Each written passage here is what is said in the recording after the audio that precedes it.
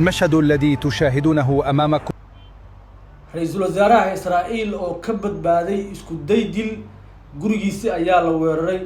waxa sidaas loo jirdilay ama loo garaacayna waa wiilkiisa weynaa waxa sidaas u galayna waa Israa'iiliyiintii maanta Israa'iil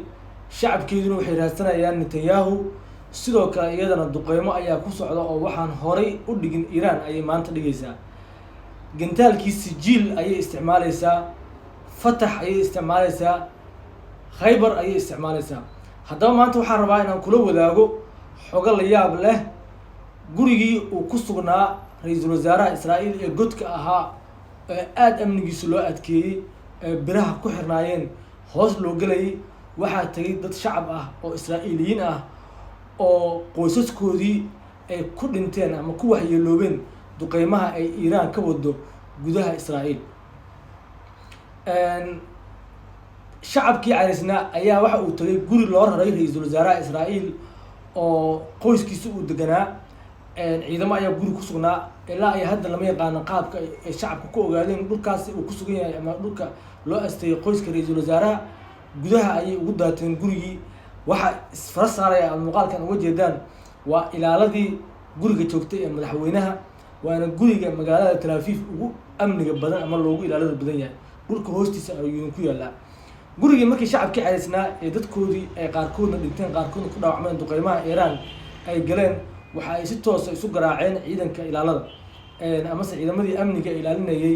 guriga madaxweynaha waxa ay gacanta ku dhigeen wiil uu dhalay ra'iisul wasaaraha Israa'iil Benjamin Netanyahu wiilkii sidii u garaacayeen isaga oo miyir dabalmay ayaa loola cararay isbitaalada magaalada halkaas ayaana xaalkiisa lagu dabiibaya shacabku waa ay careysan yihiin haddaba waxaan rabaa xaalku halkee ayuu marayaa meeshii ay qasad joogtay 2 sano ka hor ayay maanta taagan tahay Tel Aviv dhul badan ayaa dhulka la jaray gantaalada ku dhaca awgeed dawqiyo badan ayaa dumay qaybtii sarifka exchange ayaa la dumiyay diyaarado ayaa la gubay eelborro ayaa gubtay isbitaalada ayaa wax la gaarsiiyay yaani xaalku waa caakiran yahay haddaba waxaad la daawataa qayb yar oo kamid ah marka hore muuqaalka يعني wiilka guriga ugu weeraray kadibna waxaan ku fasaxi doonaa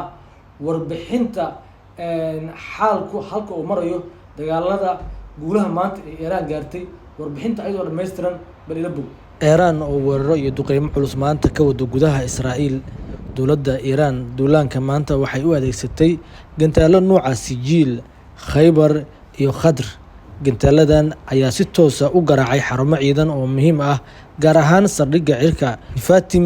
halkaas oo ay gubeen 2 diyaaradood oo noocyadoodu ay kala yihiin F-22 Raptor iyo sidoo kale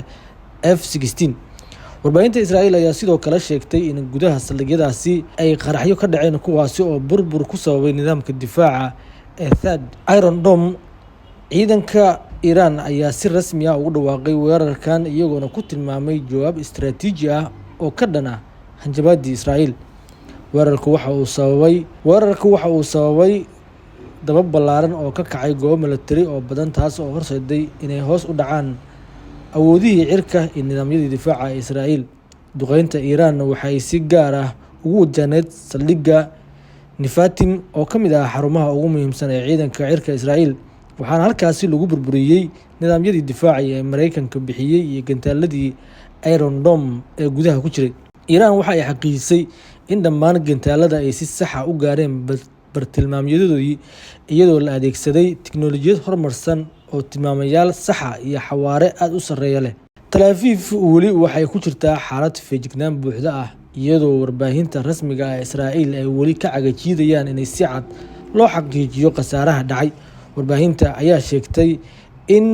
tani ay tahay weerarkii ugu xooganaa ee lagu qaado xarumaha military ee Israa'iil dhowrkii sano ee la soo dhaafay taasoo muujinaysa qartarta ballaaran ee ka taagan gobolka falcelin ahaan Israa'iil waxa ay u baahan tahay inay dib u eegto qorshaheeda istiraatiijiyadeed iyadoo looga baahan yahay inay difaac adag saarto gudaha dalkooda maadaama shacabka Israa'iil ay bilaabeen inay kalsoonida kala noqdaan dowladda Israa'iil oo awoodi weysay inay ilaaliso shacabkeeda warbaahinta Israa'iil waxay sidoo kale daawacday muuqaalo muujinaya gantaalada nooca culus ee Sijiil oo hawada ka buuxsamay taas oo lagu beegsaday bartamaha Tel Aviv wararka ayaana sheegaya inay ugu yaraan 7 dhismo oo dhaadheer ay gubteen oo ay ku jiraan dhismihii ugu dheeraa magaalada oo gaaraya ilaa iyo 60 dabaq. Gantaalada sidoo kale waxa ay beegsadeen xarumo istiraatiijiyadeed iyo sidoo kale kuwa isgaarsiinta ay u isticmaalaan hay-adiimeedka Yahuudda, taasoo sababtay in la jaro shabakadaha internetka iyo isgaarsiinta ee Tel Aviv. Tanina waxay muujinaysaa saameynta sirdoon ay Iiraan ku dhex leedahay Israa'iil. Ilaalada kacaanka Iiraan waxay sheegeen inay adeegsadeen gantaalada sijiilka culus oo kuwa jiilka cusub ah, taas oo qayb ka ah duulaanka ballanqaadka saddexaad, iyagoona ugu hanjabay in weeraradoodu noqon doonaan kuwo joogto ah oo bartilmaameedkoodu yahay burburinta difaaca Israa'iil. Bayaan ka soo baxay ilaalada kacaanka ayaa lagu yidhi waxaa idiin furnaan doona albaabada jahanabo. Gantaaladuyadu waxay idinku hor istaagayaan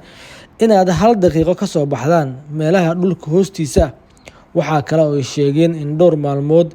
ay Israa'iiliyiintu aanay arkin iftiinka qoraxda. Warbaahinta Israa'iil waxay soo xigatay saraakiil amni oo sheegaya in gantaalada ugu dambeeyay ee Iiraan ay ahaayeen kuwo culus, lehna miisaan aad uga badan kuwii hore oo burbur ballaaran geystay. Waxaana la arkay tiro badan oo gantaalo ah oo ku dhacaya dhul Israa'iiliyiin ah, halkaas oo dab weyn uu ka kacay. Iiraan waxa ay beegsatay garoonka diyaaradaha ee Tel Aviv iyadoo adeegsatay gantaalka nooca Fatah oo ah nooc ugu culus ee xawaaraha sare leh. Waxaana la sheegay in ugu yaraan 7 diyaaradood oo F-35 ah la burburiyay iyo diyaarad xamuul ah oo ku jirtay diyaargarowga bixitaanka ama duulimaadka. Sidoo kale la burburiyay nidaamyadii raadarka iyo maamulkii hawada, taasoo curyamisay howlgalka militari ee cirka Israa'iil. Warbaahinta Israa'iil ayaana xaqiijisay in xaaladda feejignaan buuxda la geliyay dhammaan ciidanka cirka ee Israa'iil. Gantaalada Iiraan ayaa sidoo kale garaacay magaalooyinka Ashdod, Rishon iyo Netanya, Hayf iyo Jerusalem. Waxaana sidoo kale la sheegay in gantaalo ay ku dhaceen xarunta sirdoonka Israa'iil iyo wasaaradda difaaca, iyadoona gubtay dhismayaal ku dhow xarumahaasi. Wasiirka difaaca Israa'iil ayaa la sheegay inuu si aad ah uga carooday kadib markii 2 ka mid ah nidaamyada Iron Dome ay si lama filaan ah ugu qarxeen gudaha, iyadoona aan jirin gantaal soo dhacay, taasoo tuhun gelisay in laga yaabo in Iiraan ay adeegsato weerar nooca cyber-ka ah si ay u burburiso nidaamka gudaha. Ilaalada kacaanka Iiraan waxa ay sheegeen in weerarada imtixaanaha ah ay yihiin kuwo ismidaamin istiraatiiji ah oo ay uga jawaabayaan weeraradii Israa'iil. Warbaahinta Iiraan ayaa sidoo kale sheegtay in xarumaha sirdoonka ku yaala Hersaliya iyo Meron la beegsaday. Wasaaradda caafimaadka Israa'iil waxa ay sheegtay in 90 qof la dhigay isbitaalka, halka kumanaan kalena laga daadgureeyay magaalada. Laamaha ammaanka Israa'iil waxa ay wadaan qiimeyn lagu ogaanayo in guryaha qaar la dumiyo si looga soo saaro qoysaska ay dabaqyada ku dumeen kadib gantaaladii Iiraan. Warbaahinta Israa'iil waxa ay qirsan tahay in weerarkan uu yahay kii ugu khatarta badnaa ee soo mara Tel Aviv tan iyo markii dagaalku bilowday, iyadoo Iiraan ay muujinayso awooddeeda cusub ee militari si ay ugu diyaarsan tahay dagaal toos ah oo ka dhex dhaca gudaha Israa'iil. Xaalka Israa'iil waa sidaas aad u jeedaan. Duqeymo xooggan ayaa maanta la geystay. Iiraan waxa ay taagan tahay